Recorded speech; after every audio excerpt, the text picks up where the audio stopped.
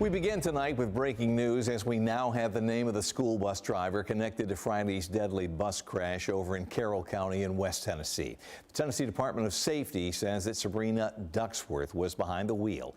Fox 17 News, also has dash cam video showing the crash involving a bus carrying students from Kenwood Middle School in Clarksville. However, we are not showing the entire video out of respect for those children. This is the video. You can see the bus crossing over the center line there before hitting a TDOT dump truck, sending that bus off the road. Zoe Davis and Arianna Pearson were the two students who were killed in the crash.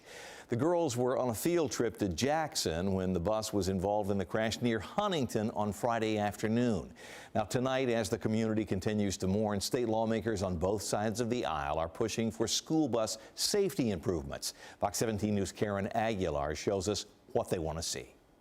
The community is shattered. You can see a growing memorial here with balloons, candles, plushed animals, and other pieces of memento to remember the children who tragically died in a school bus crash, along with others who were injured.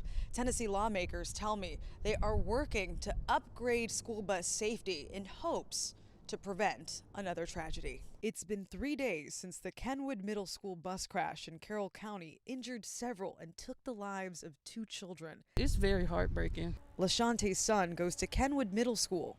She's advocating for better school bus safety, like seatbelts. Should no parent or sibling be fearing that their child to get on a bus without a seatbelt and they could possibly die. After Friday's deadly crash, State GOP Senator Mark Pody is working on legislation which would include seatbelts for buses. School safety is not just on school grounds, but we want to make sure they're safe being transported as well. Fox 17 News has been reporting on this issue for decades. In 2017, a school bus seatbelt measure was introduced but did not become law. With so many children getting ready for school, getting on that school bus, I know as a parent I'd want to be able to put a seatbelt on. Senator Pody tells me cost played a factor. I think what we would do is put the first piece of legislation with everything, including the retrofit. And then once we see what that fiscal note might be, if I have to come back and just say it's going to be for new buses going forward. Democratic Representative Ronnie Glynn backs the legislation and tells me you can't put a price tag on children's lives. I think we have to really be realistic. Can the state afford it?